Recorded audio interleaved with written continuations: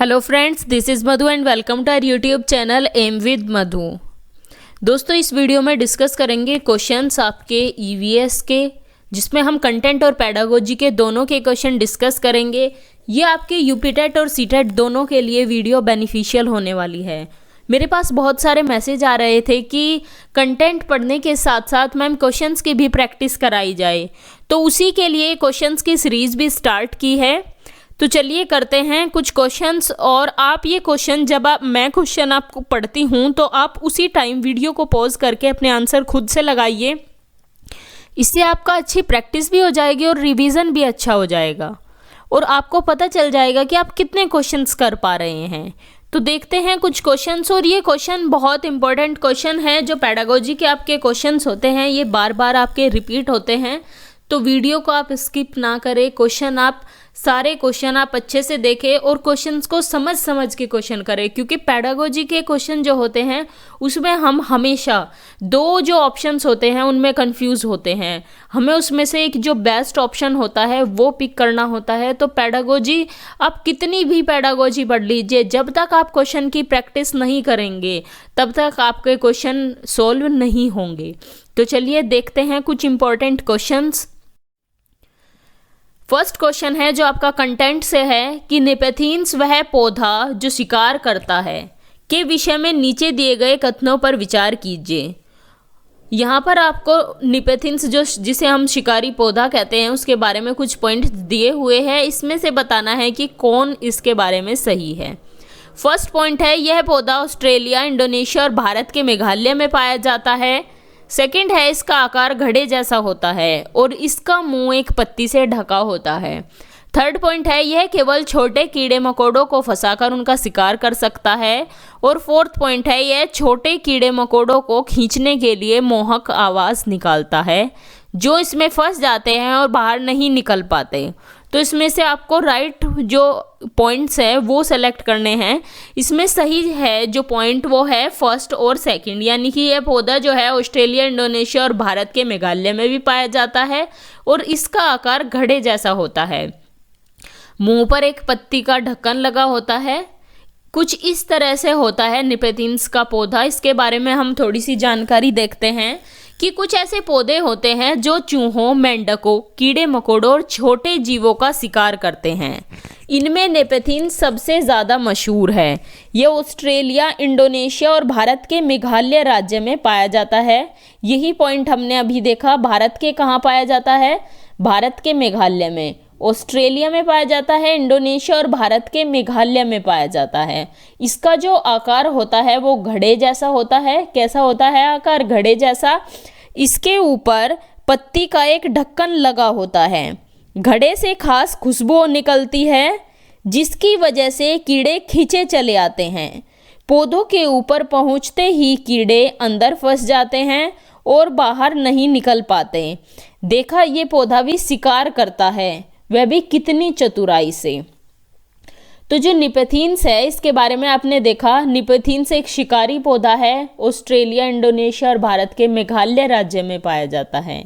तो इस तरह से आपके क्वेश्चन बनते हैं। बहुत सारे पॉइंट्स दे देते हैं किसी भी एक चीज़ के बारे में, और ये जो क्वेश्चन होते हैं इसमें मिस्टेक के चांसेस ज़्यादा होते हैं। तो इसे आप बहुत ध्यान से पढ़ के इस तरह के क्वेश्चन को कीजिए। नेक्स्ट क्वेश्चन है, चेराओ नाच। जो चेराओ नाच है वो कहाँ के लोग करते हैं? चेराओ नाच कहाँ के लोग करते हैं? ऑप्शन है आपके मिजोरम, मणिपुर, मेघालय या फिर झारखंड। तो कहाँ के लोग करते हैं चेराओ नृत्य? ये करते हैं मिजोरम के लोग। मिजोरम के लोग करते हैं चेराओ नृत्य। नेक्स्ट क्वेश्चन है, तमिलनाडु के निकटवर्ती राज्य है। इस तरह का क्वेश्चन आपका यूपीटेट में भी और सीटेट में भी हर साल कम से कम एक क्वेश्चन आपको मैप से ज़रूर देखने को मिलेगा। तो मैप आप अच्छे से अपना करके जाइए। मैप से आपके ज्योग्राफी के भी काफ़ी क्वेश्चन, अगर आप एक बार मैप अच्छे से देख लेंगे तो काफ़ी क्वेश्चन आप अपने ज्योग्राफी के कर सकते हैं। तो तमिलनाडु के निकटवर्ती राज्य कौन कौन से हैं वो आपको बताना है। अब आप देखिए इंडिया का मैप। इसमें तमिलनाडु के निकटवर्ती राज्य कौन कौन से हैं? आंध्र प्रदेश है, कर्नाटक है और केरल है। कौन कौन से हैं? आंध्र प्रदेश, केरल, कर्नाटक। ये है तमिलनाडु के निकटवर्ती राज्य। नेक्स्ट क्वेश्चन है, एनसीएफ से आपसे पूछा गया था ये। एनसीएफ 2005 के अनुसार निम्नलिखित में से क्या प्राथमिक स्तर पर पर्यावरण अध्ययन शिक्षण का उद्देश्य नहीं होना चाहिए? एनसीएफ 2005 के अनुसार इनमें से कौन सा प्राथमिक स्तर पर पर्यावरण अध्ययन का उद्देश्य नहीं होना चाहिए? ऑप्शन है आपके अवलोकन, वर्गीकरण और निष्कर्ष निकालने आदि प्रक्रियाओं के माध्यम से बुनियादी संरचनात्मक और गत्यात्मक कौशल प्राप्त करने के लिए, खोजबीन से जुड़ी और हाथों से करने वाले कार्यों में बच्चों को संलग्न करना। सेकंड है प्राकृतिक, सामाजिक व सांस्कृतिक पर्यावरण के बीच संबंधों को पहचानने व समझने में बच्चों को प्रशिक्षित करना। थर्ड है पर्यावरणीय समझ के द्वारा बच्चों में सटीक संख्यात्मक कौशलों का विकास करना। फोर्थ ऑप्शन है विशेषतः प्राकृतिक पर्यावरण के प्रति बच्चों की जिज्ञासा एवं सृजनात्मकता को बढ़ावा देना। क्वेश्चन बहुत ध्यान से पढ़ना है क्योंकि क्वेश्चन में पूछा है आपसे कि कौन सा उद्देश्य नहीं है। नहीं, ये वर्ड इस पर बहुत ध्यान रखना है आपको कि एनसीएफ 2005 के अनुसार प्राथमिक स्तर पर पर्यावरण अध्ययन शिक्षण का उद्देश्य नहीं होना चाहिए।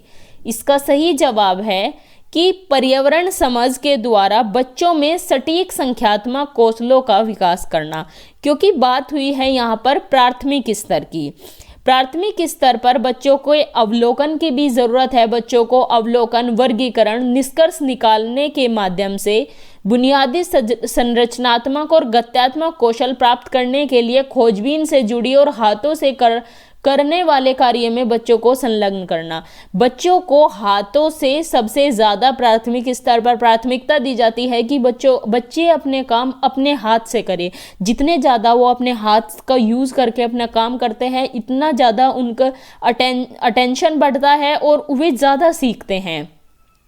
सेकंड है कि प्राकृतिक, सामाजिक, सांस्कृतिक पर्यावरण के बीच संबंधों को पहचानने व समझने में बच्चों को प्रशिक्षित करना। ये भी सही है। ऑप्शन इसमें थर्ड राइट होगा कि ये उद्देश्य नहीं होना चाहिए। नेक्स्ट क्वेश्चन है, किसी डॉक्टर का घर X पर स्थित है तथा उसका अस्पताल Y पर स्थित है। ये क्वेश्चन आपका डायरेक्शन से दिया है। जिस तरह से आपके रीजनिंग में डायरेक्शन से क्वेश्चन आते हैं उसी तरह से क्वेश्चन है। ये क्वेश्चन भी सीटेट में हर साल एक क्वेश्चन ऐसा जरूर पूछा जाता है कि किसी डॉक्टर का घर X पर स्थित है, उसका अस्पताल जो है वो Y पर स्थित है। डॉक्टर के घर से अस्पताल जाने के लिए कोई सीधी सड़क नहीं है, अतः डॉक्टर पहले A पर जाता है जो ठीक X के पूर्व में 600 मीटर की दूरी पर है। तो सबसे पहले X से जो डॉक्टर चला फिर गया वो A पर 600 मीटर। उसके बाद जब वो A पर जाता है, A से B पर 450 मीटर की दूरी पर चलता है। फिर वह C पर जाता है जो B के ठीक पश्चिम में 120 मीटर की दूरी पर है और अंत में Y पर अपने अस्पताल पहुंचता है जो C के ठीक ऊपर 90 मीटर की दूरी पर है। तो इसमें आपको बताना है अस्पताल के सापेक्ष डॉक्टर के घर की सही दिशा क्या है। अस्पताल के सापेक्ष डॉक्टर के घर की सही दिशा क्या है? तो Y पर अपने अस्पताल पहुंचता है। Y है डॉक्टर का अस्पताल, अस्पताल के सापेक्ष, और यहाँ से डॉक्टर चला था। घर की दिशा बतानी है तो Y के सापेक्ष आपको X बताना है। तो कहाँ है? Y के सापेक्ष में उत्तर पश्चिम में है। तो इस तरह से आप थोड़ा सा मैप बनाकर देख लीजिए, उसका डायग्राम बनाकर देख लीजिए। तो आप लाइन ड्रॉ करके देखेंगे तो आपको ये आप इजीली कर लेंगे। ये ज़्यादा डिफिकल्ट नहीं होता करने में। नेक्स्ट क्वेश्चन है, पर्यावरण अध्ययन में शिल्पकला और चित्रकला को समूह में करने पर बल दिया जाता है क्योंकि। यहाँ पर कुछ पॉइंट दिए हुए हैं। जो शिल्पकला और चित्रकला है उसे ग्रुप में करने पर बल दिया जाता है। इसके क्या कारण हैं?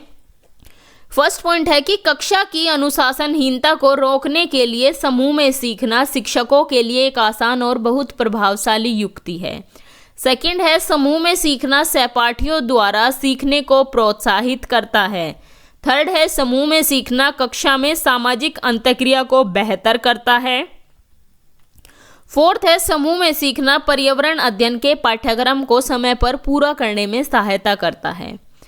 तो इसमें आपको बताना है कि जब बच्चों को ग्रुप में सिखाया जाता है तो उसके क्या फ़ायदे हैं। इसका सही जवाब है कि इसमें पॉइंट 2 और 3 सही है कि जब बच्चे ग्रुप में सीखते हैं तो पीयर्स लर्निंग होती है, अपने सहपाठियों के द्वारा सीखते हैं। अगर एक ग्रुप है बच्चों का, उसमें कोई कमज़ोर बच्चा भी है, उससे कोई चीज़ नहीं हो रही तो वो दूसरे बच्चों से पूछकर उस काम को कर लेगा। समूह में सीखना कक्षा में सामाजिक अंतःक्रिया को बेहतर करता है। जब बच्चे समूह में सीखते हैं तो इससे बच्चों का सोशलाइजेशन भी होता है, सामाजिकरण भी होता है। बच्चों का सामाजिकरण समूह में सीखकर होता है और स्कूल को सामाजिकरण की द्वितीयक इकाई बोला जाता है, ये भी आपको याद रखना है। प्राथमिक इकाई उसका बच्चे का परिवार होता है और सेकेंडरी एजेंसी यानी कि द्वितीयक इकाई होता है स्कूल।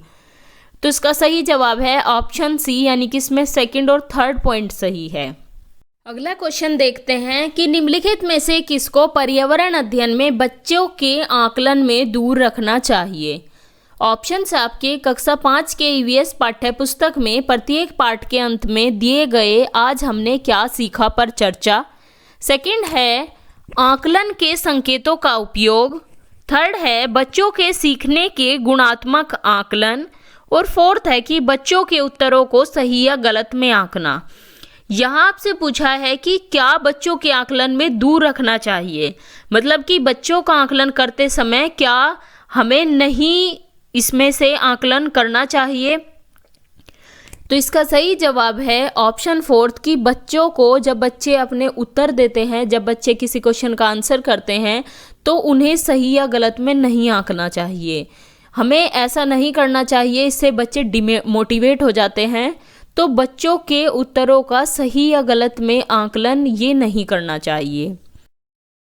नेक्स्ट क्वेश्चन है कि एक कक्षा 5 की शिक्षिका एक क्रियाकलाप का संचालन करती है जिसमें वह कक्षा के बच्चों से फर्श पर चीनी के कुछ दाने डालने को कहती है और उनको चींटियों के आने का इंतजार करने को कहती है। बच्चों को इस क्रियाकलाप से अर्थपूर्ण सीखने को मिल सकता है यदि शिक्षक। ऑप्शन है आपके बच्चों को अपने अनुभव साझा करने को प्रेरित करती है। सेकंड है बच्चों को क्रियाकलाप का अवलोकन, अनुभव साझा और उस पर चर्चा करने को प्रेरित करती है। थर्ड है कि बच्चों को क्रियाकलाप से संबंधित प्रश्नों को घर से करने को प्रेरित करती है। और फोर्थ ऑप्शन है बच्चों को क्रियाकलाप का अवलोकन करने के लिए प्रेरित करती है। तो इस जो ये क्वेश्चन है, इस तरह के क्वेश्चन में आप दो आंसर्स में कंफ्यूज हो सकते हैं। इसका आंसर फोर्थ भी हो सकता है कि बच्चों को क्रियाकलाप का अवलोकन करने के लिए प्रेरित करती है। फर्स्ट भी हो सकता है कि बच्चों को अपने अनुभव साझा करने को प्रेरित करती है। लेकिन इसका जो बेस्ट आंसर होगा वो होगा ऑप्शन सेकंड, क्योंकि इसमें दिया है कि बच्चों को क्रियाकलाप का अवलोकन, अनुभव साझा और उस पर चर्चा करने को प्रेरित करती है। इस ऑप्शन में फर्स्ट और फोर्थ दोनों ऑप्शन आ गए। तो इस तरह से हमें ऑप्शन पिक करना है कि वो बेस्ट हो। फर्स्ट अगर हम कर देते तो उसमें ये आधा रह जाता, अधूरा रह जाता। अनुभव साझा करने को प्रेरित करती है। सेकंड में आपका दिया है कि क्रियाकलाप का अवलोकन, अनुभव साझा और उस पर चर्चा करने को प्रेरित करती है। तो ये बेस्ट ऑप्शन है इसका। लिखित में से कौन सा पर्यावरण अध्ययन में सीखने का रचनात्मक आकलन का साधन नहीं है। ऑप्शन है आपके क्रम निर्धारण मापनी, सेकंड है वर्णन अभिलेख, थर्ड है वार्षिक उपलब्धि परीक्षण और फोर्थ है पोर्टफोलियो। इसमें आपसे पूछा है कि रचनात्मक आकलन, फॉर्मेटिव असेसमेंट का साधन नहीं है।